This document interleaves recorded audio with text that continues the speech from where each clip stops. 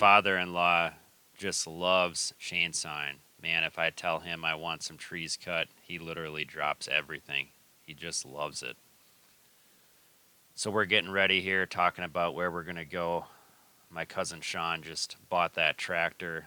Thing just worked awesome for what we were doing for these couple days. Our main objective was to get trails cut around the whole perimeter of the property.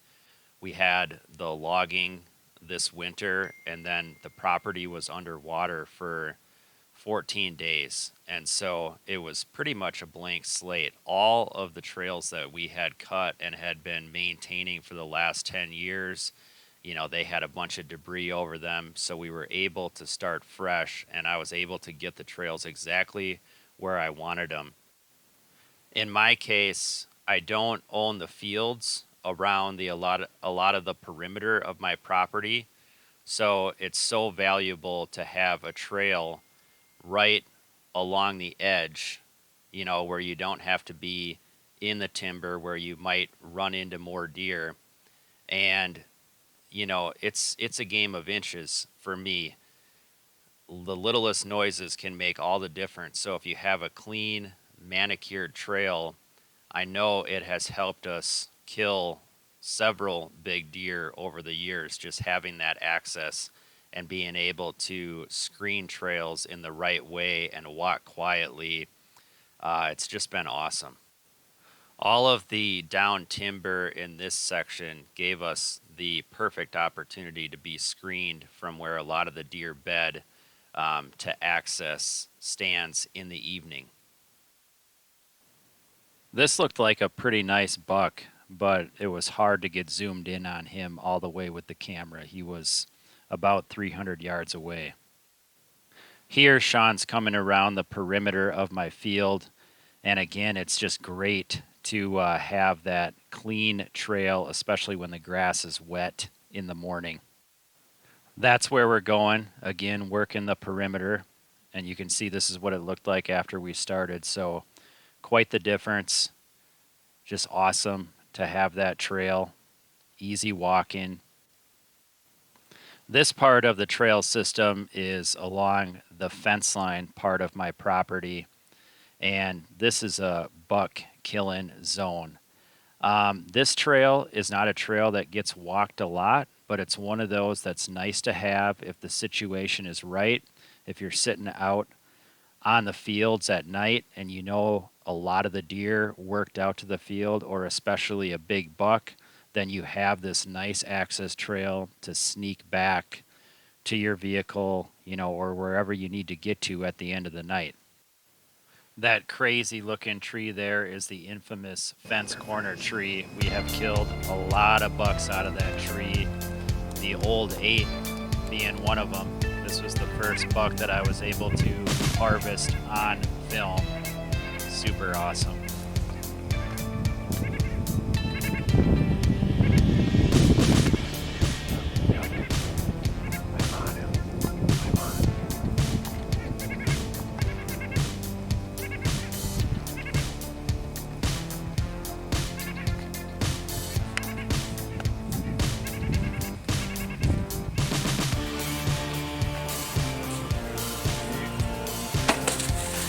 Yeah, buddy. Yeah, buddy. What a head. Nice job.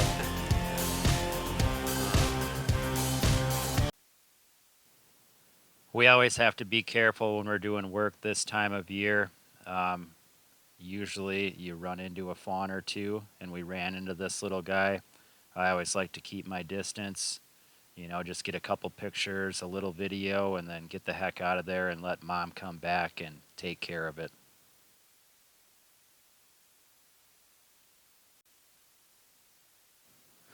This area of the property is pretty deep in the timber. It's basically in the middle of the 95 acres that I own. And this was a new opportunity left by the logging, and I just couldn't pass it up.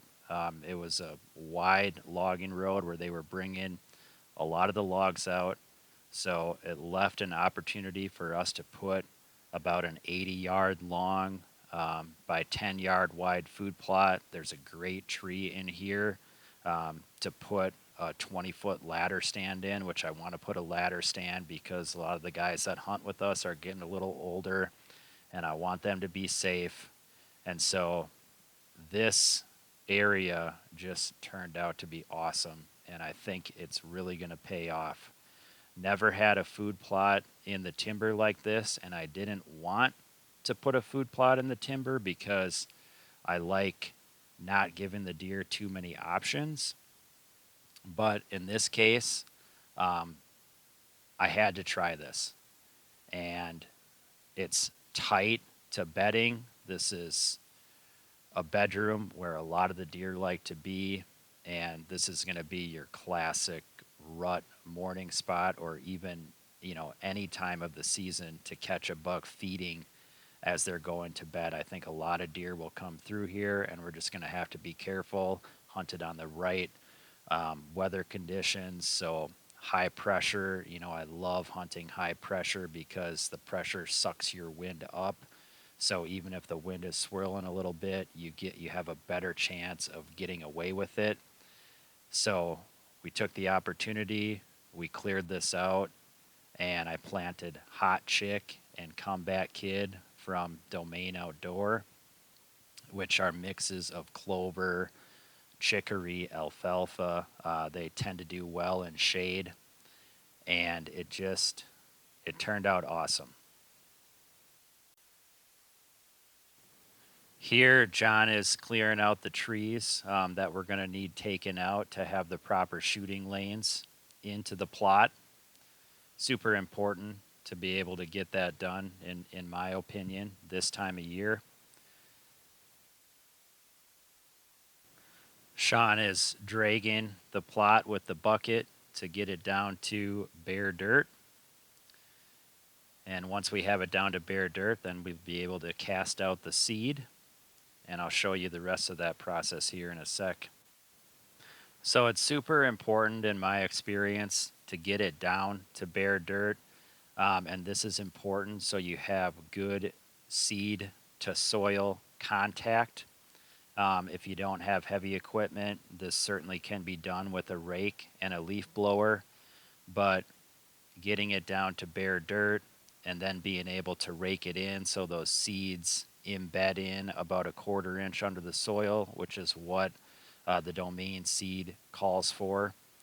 You're going to have better results. I've always had better results if the plot gets down to bare dirt. So now just taking this drag and trying to work it up just a little bit more before actually casting the seed out and then raking it in. Here I'm mixing the Comeback Kid and Hot Chick together. So I'm going to dump them both in and then just mix them up with my hands just to make sure it's not all of one or the other in a certain area. It's important to me when I'm doing this to put the seed on heavy, so about twice the rate of what you would if you had a planter. And it's always a crapshoot. Nothing's guaranteed when we're doing this. So putting the seed on a little bit heavy just ensures that there's more opportunity for seed to take and for us to have a better food plot potentially. So I'm really excited to see how this plot does.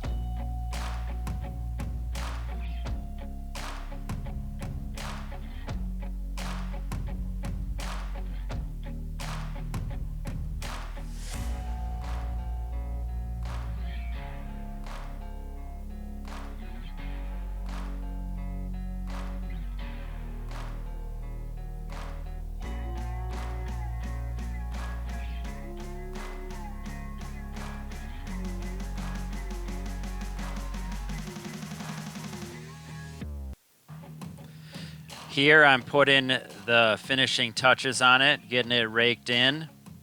So even though we had the heavy equipment, I felt like it was going to be a lot better to use the rake and really stir it up.